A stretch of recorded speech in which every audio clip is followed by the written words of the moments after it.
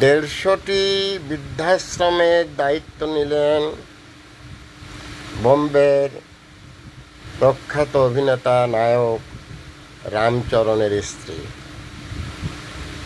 ধন্য তুমি জননী জন্মভূমি স্বর্গাদপি গরীয়সী গরি।